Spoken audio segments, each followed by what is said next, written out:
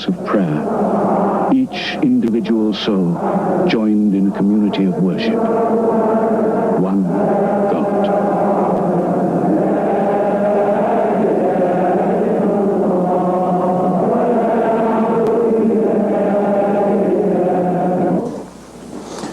الحمد لله وأشهد أن لا إله إلا الله وحده لا شريك له.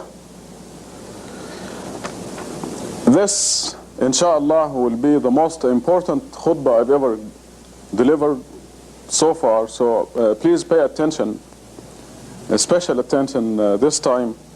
I will try to repeat the important points, and I want you to bear in mind that I'm talking to you. You. Don't say he's talking to somebody else. Recently, I have come to a very important conclusion about believing in God.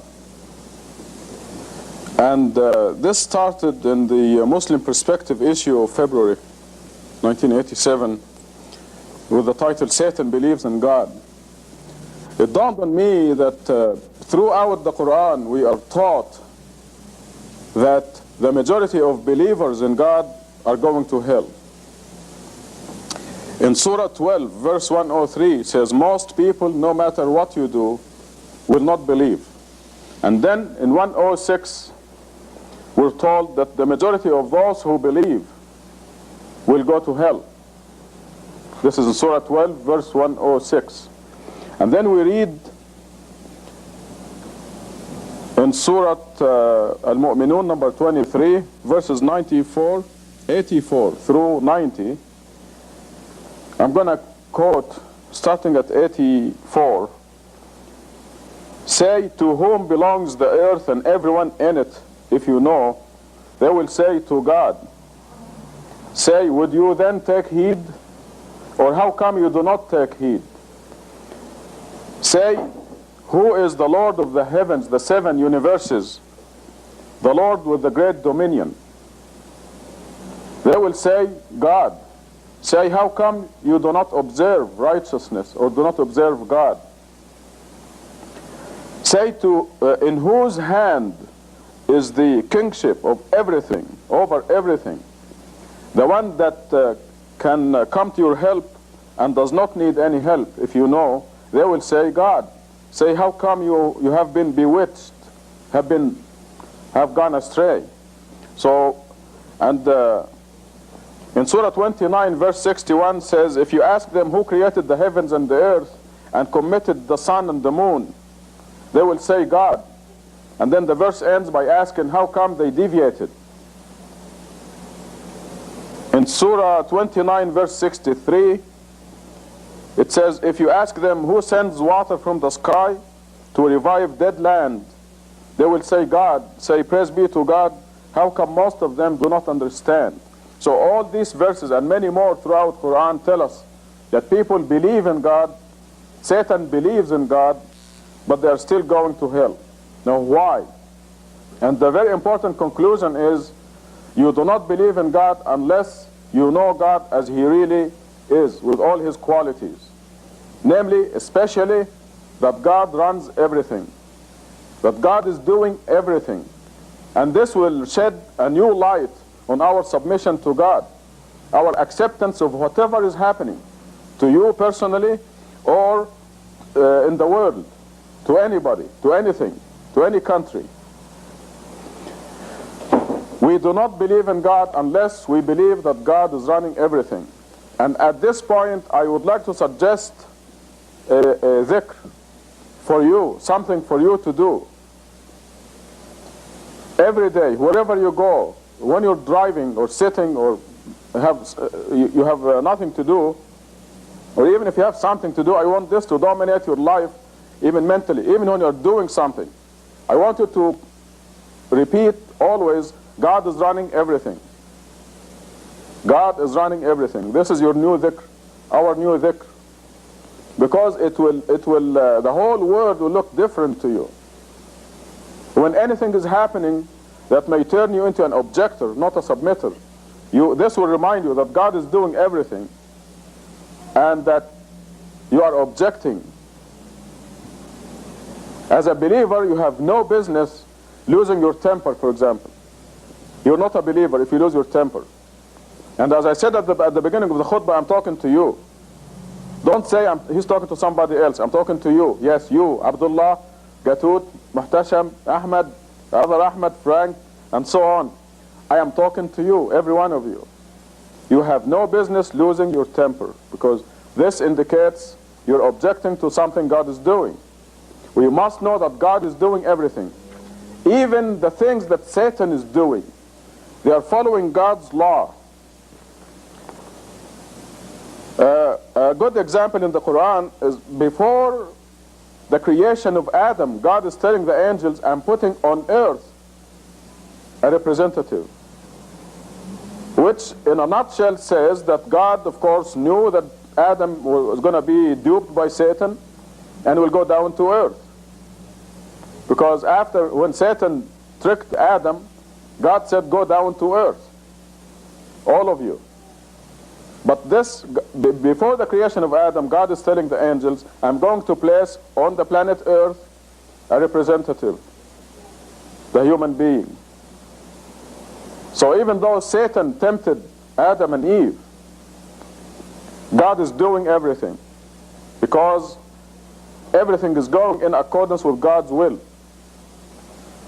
This is our new dhikr. When you're driving, when you're sitting, when you're doing anything, eventually it's going to happen mentally. Every cell in your body is going to say, God is running everything. And this is the true believer. This is the believer in God who will not go to hell. The majority of believers in God are going to hell because they do not believe that God is running everything. In Surah 8 verse 17, a classic example. It is not you who killed them. That was after the battle, one of the battles in early Islam. It is not you who killed them, it is God who killed them. It is not you who threw when you threw the arrow or the gun or whatever. It was God who threw. I mean, this is a very important conclusion, and this is why I think this is the most important khutbah I've ever given to you.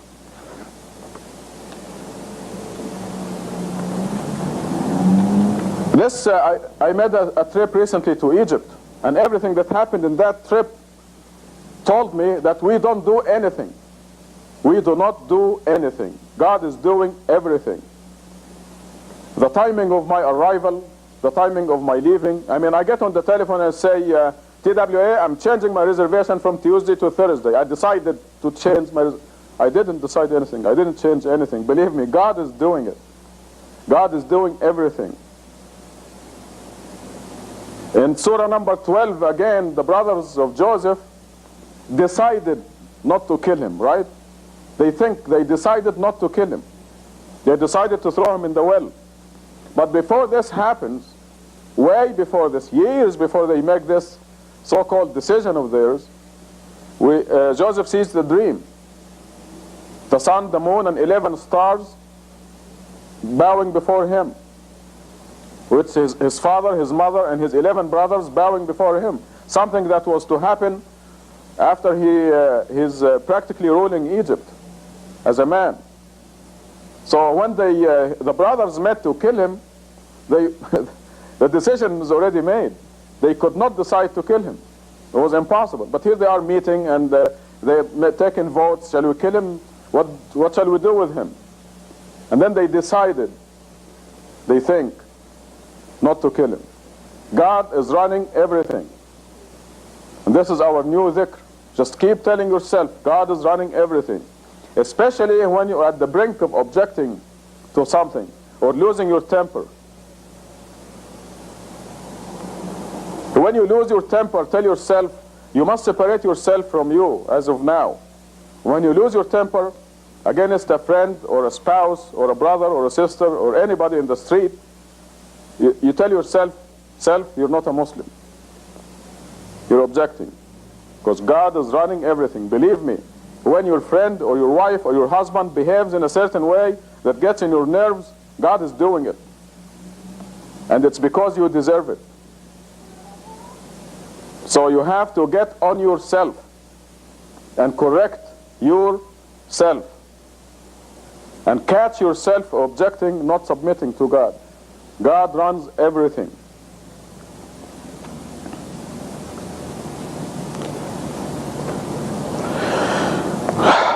want to give you an example so you understand how God is running everything and how we have the freedom of choice. Suppose I had a temporary ability of traveling in the future, let's say for 1 week. I travel in the future and I see what happened to you, what decision you made. Okay, so I traveled all the way to next Friday and I saw exactly where you went, what kind of decision you made. Now back to this Friday, I'm giving you a choice to go to New York or to California. So I want to give you a choice to go to either New York or California. So I'm giving you a choice. You're going to freely choose California or New York for your trip. But I already know, see, because I traveled in time this 1 week and I know that you decided to go to California. So even though I'm giving you the freedom of choice, I know exactly what you're going to do and where you're going. But it is much more than this. I don't think we can really understand it. God runs everything. And this is the condition. This is a quality of God. And if you don't know this quality, you don't know God and you don't believe in God. And this is what the Quran means by all these verses. When Satan inflicts disasters, diseases, cancer on people, Satan is doing this in accordance with God's law. And we see this in the Quran. I remind you, for example, of the disciples of Jesus when they demanded a feast from the sky. And God said, okay, I'm going to send it down, but if any of you disbelieves, I will punish him severely, more than anybody that I ever punished. Now you know that the punisher will really be Satan, but God, this is God's law. When they disbelieve, they step out of God's kingdom, then Satan will inflict the damage, but God is doing everything. So even the actions of Satan are under God's control. God is running everything. God will not be a God if he wasn't running everything. So this is a quality of God that we must recognize. And we're going to commemorate it. This is in our own language, in English. And you drive your car and you say God is running everything. And you look at everything and you say God is running everything. Because this is the condition of belief in God. The Quran says very clearly, when something good happens to you, it is from God. When something bad happens to you, it is from you. But God is running everything. God created the fire. You can use it to cook a steak, from a raw steak to a delicious cooked steak, unless you like it raw. But you can also put your finger in that fire and burn your finger. So God created the fire to be in your service, but if you choose to put your finger in it and suffer, then this is from you, not from God. But it is God's law that made the fire as burning. If you put your finger in it, it burns. It's God's law. It's one of the physical laws. There are many invisible laws. Like if you disobey God, if you go drink, for example, it's exactly like putting your finger in the fire, but the punishment is not as visible. You can be sure you'll pay. It's just like that, like the fire and putting your finger in it. Alcohol and drinking it. Drugs and taking them. Adultery and committing it.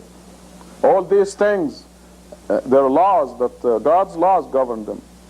And the punishment, the physical, the fire, putting your finger in it, the punishment for God for the sins are exactly in the same way, but they're not as visible. They're just as painful, if not worse. And this explains all the problems we see in the world. The people breaking God's law and paying the price, just like putting their finger in the fire. What is our role? What do we do? God is doing everything. We do only one thing, one decision, to be with God or not. After that, God takes over. But we are absolutely free in that decision. To submit is already done. And the choice, our choice, is to willingly submit or unwillingly submit. And those people who don't believe in God out there, they are submitting to God except unwillingly. I mean, they can't control the number of beats of their heart, for example. I mean, that's one of the visible things. But God runs everything. When Reagan decides to agree with the Russians on limiting nuclear weapons, he's not deciding anything. He's just like Joseph's brothers. He thinks he's deciding to meet with the Russians, or vice versa. But God runs everything.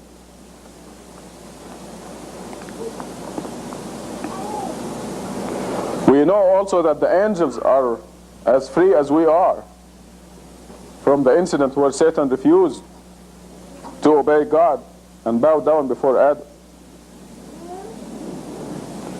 God wants his creatures to be free as far as that decision is concerned, until the day of judgment. The eternal day of judgment, there's no more. We'll see everything, and we'll submit. Everybody will submit, including the dwellers of hell.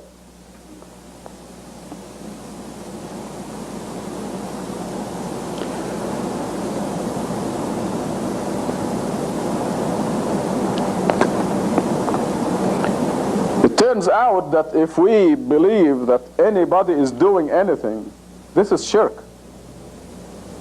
This is idol worship. You're putting somebody who's doing something with God next to God. It negates the idea that God runs everything. So if you think anybody is doing anything, I mean, this is, by definition, it's shirk, idolatry.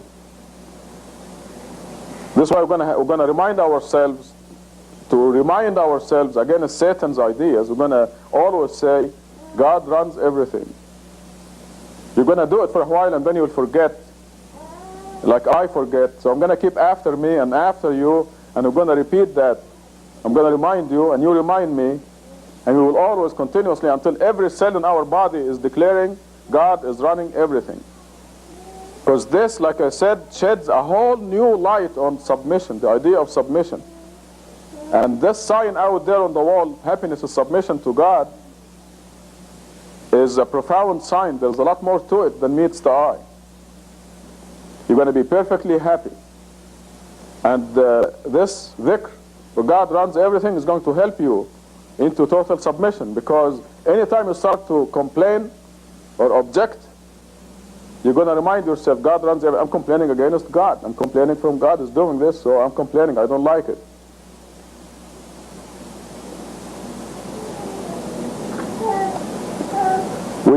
Sometimes we turn into complainers, and we have to catch ourselves. Complainers will complain when things are good. They'll complain when things are bad. They get into a rut, and they'll complain continuously. That's objection. That's the opposite of submission. There's a good example of decisions. The May issue of the Muslim Perspective, we decided to print a certain number, and we said, okay, we're going to get to these Muslim organizations. They don't deserve the Muslim Perspective anyway, so we're going to skip one, do one and skip one. So we'll send only Muslim Perspectives to half of them. And okay, we made a decision, right? We make decisions, but God makes the decision, and God's decision prevails. So the next day, the press, they call me and they say, guess what? We made a mistake. So what? Should we change the page? They printed one page on the wrong side. So they have to do it over for nothing. So we ended up with a large number of Muslim perspectives anyway, and we had to send the perspective to everybody. But this is an example of deciding, right? We decided to eliminate these names. But God decided, no, you're going to send it to every single one of them. God runs everything.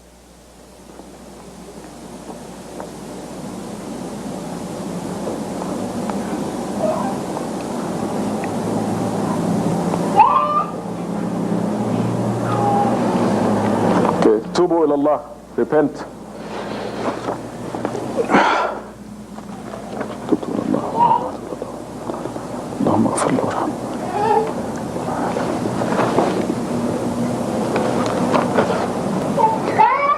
Alhamdulillah, وأشهد أن لا إله إلا الله وحده لا شريك له. I believe this dhikr is very important, very significant, and I believe it's going to help all of us. So I'm going to repeat again, impress on you that wherever you have a chance, continuously, God is running everything, God is running everything, God is running everything. Silently and loudly, and every chance you get. And eventually, like I said, every cell in your body will be pronouncing this important decision. This is the requirement to make it to heaven.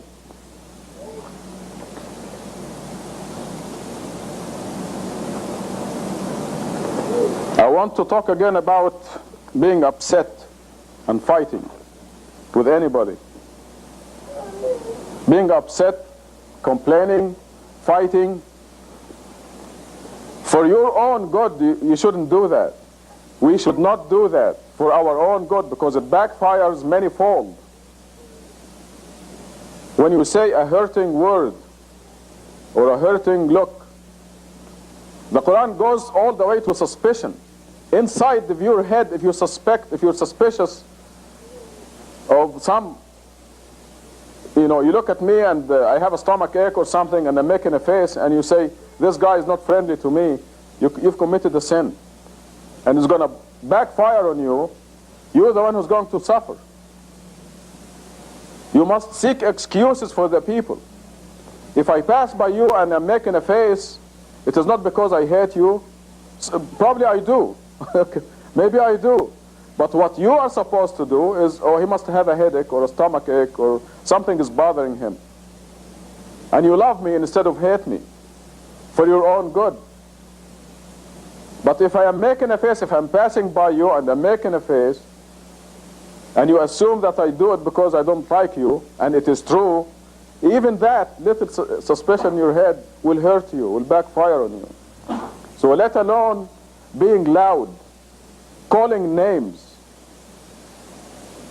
These backfire on you for your own protection, for your own peace of mind and happiness. Don't do it. And the reason is that the mechanism of it is that it is objection. It is complaining against what God is doing. God is running everything. And if your husband or wife or your friend is behaving in a certain way, it's because of something you have done. You have to join your wife or your husband or your friend and call you names or whatever the other person is doing. You ally yourself with your enemy against yourself because it's something you have done. So God is punishing me for something I have done. I have stepped out of God's laws. And always remind yourself, God is running everything. And don't say, I'm talking to somebody else. I'm talking to you, every one of you. And me. I have to remind myself. I think I'm the oldest person in this place. Anybody older than me? Gosh. See, from my experience, as being your elder, I'll give myself the privilege of advising you. From experience, it backfires on you when you lose your temper. Happiness is submission to God. You have to make a decision right now that you will never be upset, you will never complain. Let other people complain, let them be upset, let them call you names. You take the defeated side because for your own good. Because believe me, you're a lot happier this way. And you end up victorious.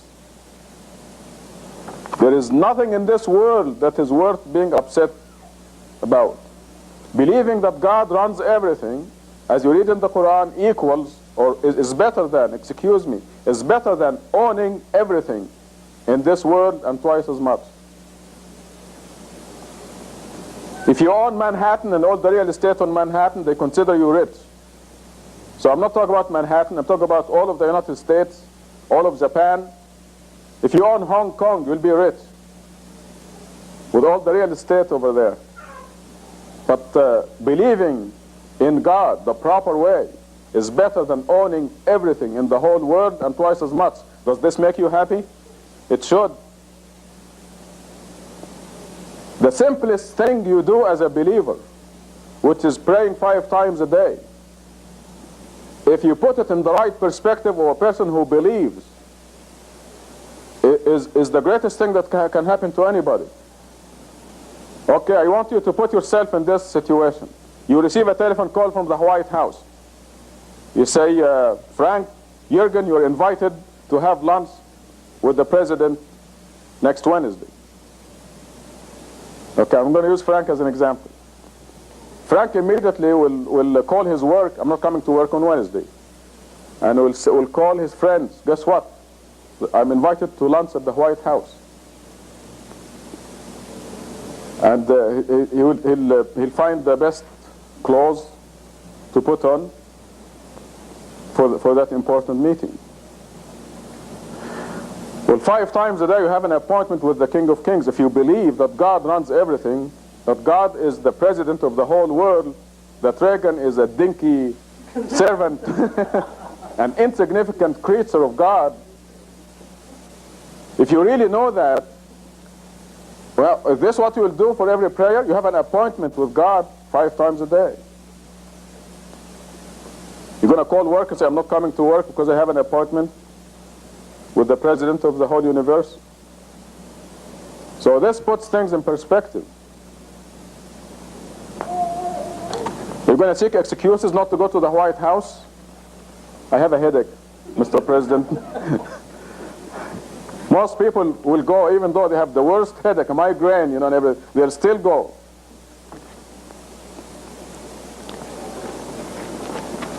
Okay, I finished the main topic, and there are 2 points that I would like to mention before I close. One of them is something that I started to do. I should have done it a long time ago. There's a statement in the Quran that says, eat and drink, but in moderation, not too much. So I started doing this after Ramadan, and it feels great not to fill your stomach too much. I mean, look at the wisdom of the Quran. Kulu washrabu wala tusrifu. Eat and drink, but in moderation, not too much. And it's a great thing. If I continued the same, I wouldn't be able to wear this suit. So I'm beginning to put on some of my clothes that I had discarded. God created in the universe. This will help us appreciate God and how He is running everything, and will induce us to make this new dhikr continuously. In the last issue of Parade magazine, Carl Sagan wrote an article about billions and billions. God created 1 billion trillion stars. Now forget the planets that go with these stars, and forget the fact that the sun is one of the dim stars. A bright star is defined as a star that is 1,000,000 times, at least 1,000,000 times as bright as our sun. So God created 1 billion trillion stars. And here there's a table from Parade that says how long it would take to count to this number. The billion trillion, or the billion trillion will have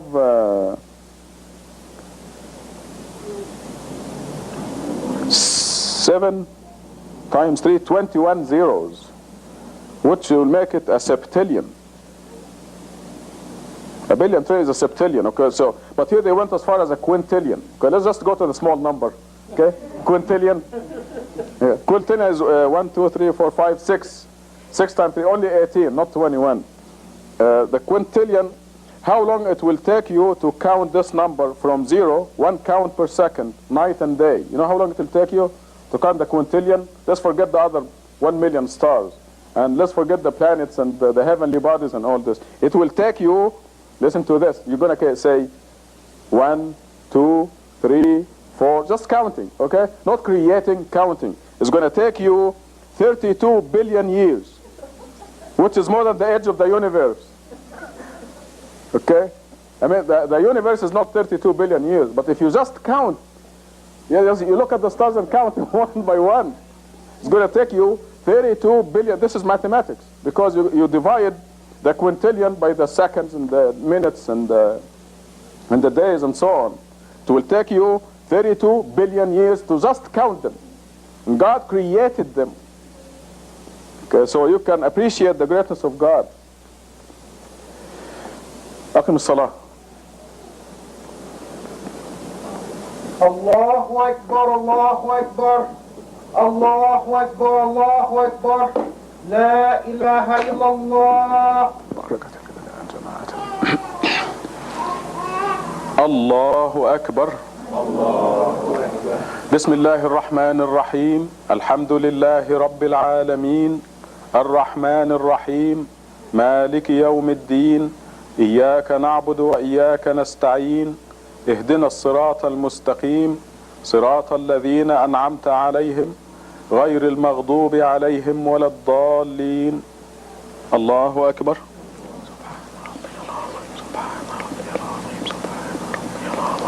سمع الله لمن حمده. الله أكبر. سبحان ربي الأعلى سبحان ربي الأعلى سبحان ربي الأعلى. الله أكبر. الله أكبر. سبحان ربي الأعلى سبحان ربي الأعلى سبحان ربي الأعلى. الله أكبر. بسم الله الرحمن الرحيم. الحمد لله رب العالمين الرحمن الرحيم مالك يوم الدين إياك نعبد وإياك نستعين اهدنا الصراط المستقيم صراط الذين أنعمت عليهم غير المغضوب عليهم ولا الضالين. الله أكبر. سبحان ربي العظيم سبحان ربي العظيم سبحان ربي العظيم. سمع الله لمن حمده. الله أكبر. سبحان ربي الأعلى سبحان ربي الأعلى سبحان ربي الأعلى. الله أكبر. الله أكبر. سبحان ربي الأعلى سبحان ربي الأعلى سبحان ربي الأعلى. الله أكبر. أشهد أن لا إله إلا الله وحده لا شريك له. السلام عليكم.